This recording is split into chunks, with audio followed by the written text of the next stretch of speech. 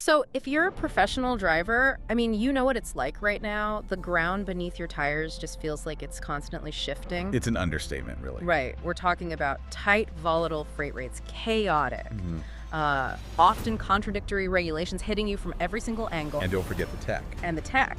These new technological threats that, promise to replace you entirely. It's an overwhelming stack of external pressures. Mhm. So the question we really need to answer here is simple. How do the professional driver maintain control and your sanity when everything outside the cab is just chaos? That is precisely the challenge for this deep dive. We've been looking at 5 major and often conflicting external pressures, everything from regulatory instability and organized smuggling all the way to the inevitable march of automation. Okay. And we're connecting all of those diverse pressures to one crucial internal strategy. We found this core philosophy, especially from the longtime experts over at Life as a Trucker. You can't just react to these problems anymore. You have to see these issues from all the angles, the political, the technical, and the financial, to find a solution that lasts, not just some temporary fix. That's the knowledge we want to provide you with. The goal here isn't just to, summarize the constant stream of news and headaches. Right. It's to analyze these events deeply enough to give you a real advantage, to help you feel respected and supported in an environment that, let's be honest, often seems set up for you to fail. So we have to start with the intense regulatory squeeze. And California is the perfect place to begin. Yeah. Because it just perfectly highlights how quickly a stable career asset, your CDL, can suddenly become volatile no matter how carefully you follow the rules. Okay, let's unpack this high-stakes situation then. We're talking about 17,000 CDL drivers. 17,000, all in California, all currently in this deep limbo. So what happened? The state started considering license revocations for this huge group based on shifting pressure from federal authorities and state auditors. The argument really just boils down to whether these individuals were qualified under federal law years ago when they got their licenses. But these are people with active, valid licenses right now. Exactly. The stakes here are they're devastatingly high. We're talking about thousands of careers, homes, families, all built around the security of that one license. And what's so scary is that the drivers, in good faith, followed the legal procedure that existed at the time. They did everything right. They went to the DMV, they passed the tests, and then years later, the state comes back and says, oops, federal policy shifted, and we might need to retroactively invalidate your license. But wasn't there a big intervention? I mean, if the drivers followed the rules, how can the state possibly do this? That is the absolute core of the civil rights lawsuit that was filed by immigrant advocate organizations. They successfully argue that punishing drivers who followed the legal procedure is just discriminatory and unfair. And critically, that lawsuit delayed any enforcement of the revocations. It gave those 17,000 drivers a temporary reprieve. Until when? Until March 2026. Okay, a reprieve is great news, but I have to ask. If enforcement is delayed for 2 years, doesn't that make the political fear a little overblown? Are regulators really going to risk this massive civil rights battle again in 2026? Well, what stands out here is that the underlying tension, that philosophical disconnect, it's not resolved. You have the state regulators citing the letter of the federal law, and you have the drivers and their advocates citing the fairness of due process, consistency. So even if they don't revoke the licenses? The damage is already done. Da-da-da. This whole episode just severely shakes the fundamental trust that your CDL is a stable career asset. If your license can be yanked based on political whiplash years after the fact, that plants a serious, crippling fear across the entire workforce. And that uncertainty ultimately is what can make the driver shortage even worse. Absolutely. That kind of fear, the kind created by unstable regulators, it isn't just limited to California either. The uncertainty, whether it's in Sacramento or south of the border, it always seems to center on paperwork. Always. And that brings us right to the ongoing challenges with Mexico's Ministry of Infrastructure, Communications, and Transport, the SICT. Right. For anyone running cross-border freight into Mexico, dealing with permits and paperwork has Historically, it's been a nightmare of red tape. Slow, confusing. Slow, prone to corruption, and required multiple filings across different agencies. So SICT recently dropped a new rule that's supposed to streamline the whole process, acknowledging all that pain. And on paper, I have to say, their attempts at simplification sound genuinely promising. They're bundling a bunch of procedures, new plates, permits, route exceptions into what one source called one filing to rule them all. Which is what everyone wants. Yeah. And they're deleting outdated and duplicate forms.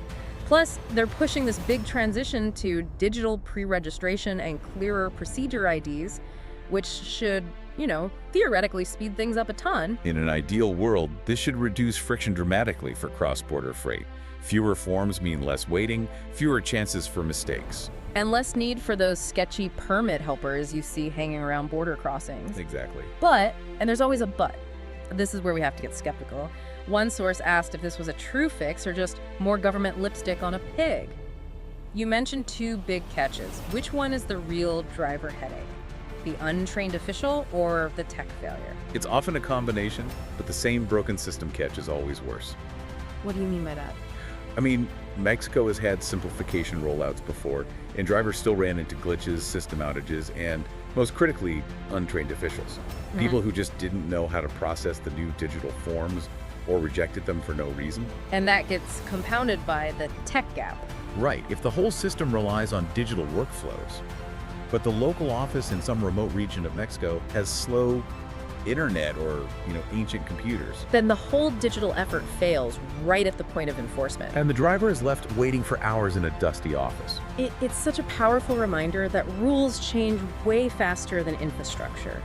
And we see that same conflict again when we pivot to something else rattling the specialized freight market.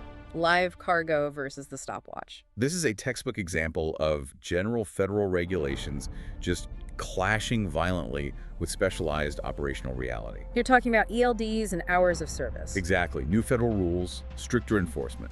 The rigidity of ELDs and the standard HOS limits, 11 hours driving, 14 on duty, are putting massive pressure on livestock haulers. And we have to stress, this is not about moving inert freight. When you're dealing with live cargo cattle, hogs, poultry, that freight can't just wait in traffic. No. The driver is dealing with animal welfare issues. Long, unexpected wait times at processing plants, plus traffic delays. That translates directly into animal stress, health risks, and just huge financial losses for the farmer. You can almost hear the driver thinking, I'm watching my clock tick down, and I know this delay is literally costing an animal's health and the farmer's profit. One source said it makes drivers feel like they're staring at their ELD clock like it's a time bomb, because honoring the animal's needs often means violating that timer. What's so fascinating here is the absolute clash of perspectives. On one hand, you have the regulators, who argue they're prioritizing road safety for everyone and also humane animal welfare standards, both noble goals. But on the other hand, the agricultural and trucking groups push back hard.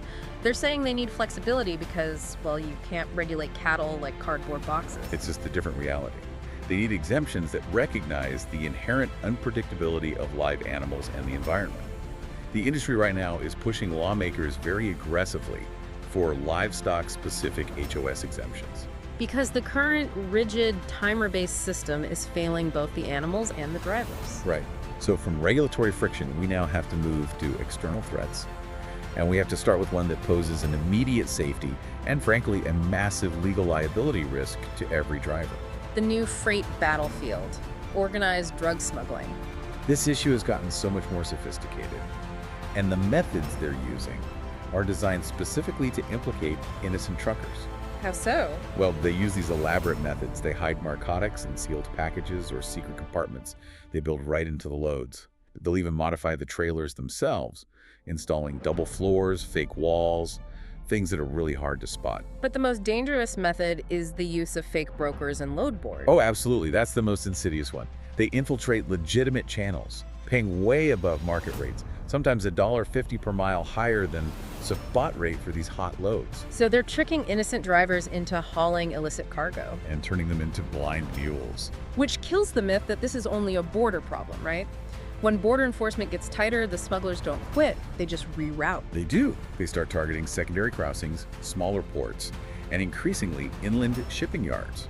far, far from the border. So for all drivers, this means tighter inspections, longer delays everywhere. And it massively increases the risk of an innocent driver getting accused of being a blind mule. The fallout for a driver, even if you're proven innocent later, is just devastating. How so? If you haul a contaminated trailer, even without knowing it, your CDL and your name, they enter the system.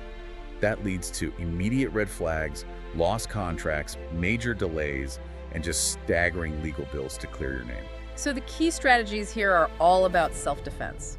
What does the source material recommend as the absolute non-negotiables? We want to get the cheat sheet in trucker success, trucker relationships, and trucker health, and be in the family of positive-minded, growth-oriented truckers. Come on over to offdutytruckers.org. Oh, and we're going to be talking about making money off-duty, not driving. We have live Q&A on Wednesdays at 6:30. Live Q&A on Wednesdays at 6:30. Free. Did I say it was free? By the way, if you still need a high value but low cost Christmas gift that you can send anywhere in the country, it's easy peasy because it's digital. And you can send the gift training to learn how to do prompt engineering and learn how to use AI in the everyday life and to make money online. You can go to smartaigifts.com, smartaigifts.com. Something that I made thinking about my experience at trucking, and other people who are in the same situation don't have time to go shopping and tired of wasting a whole bunch of money for stuff that they're not going to really value. But now you can spend $20, $25 and change somebody's life. Okay, first, a thorough pre-trip isn't just for mechanics anymore. It's a security audit. You have to inspect the trailer for any sign of tampering loose rivets, fresh paint, anything that looks like a compartment was recently accessed. And Second, be deeply suspicious of any load that seems too good to be true financially. Ask yourself, why is someone paying this huge premium for a simple run? And the third, and maybe most important, Document everything. Take time-stamped pictures of the load, the seals, the paperwork, everything. Those images are often the only thing that can save your CDL if law enforcement gets involved. All right, let's pivot now from criminal threats to technological ones. Let's focus on the autonomous threat that promises to redefine the industry, ZYT. ZYT is a really significant new player. It's a spin-off backed by DJI, The drone company. the world leader in drone technology.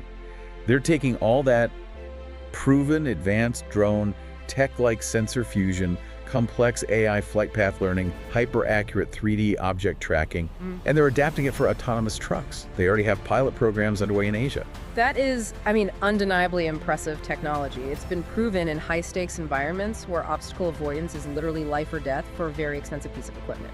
But we have to contrast that advanced engineering with what the sources call the diesel reality of the road. And that is the critical gap where human instinct currently wins, every time. An autonomous truck relies completely on its sensors. So if it hits black ice? The sensors register a slip, sure, but the AI doesn't feel that sudden connect shift or the weight of the load the way a human driver feels it in their core.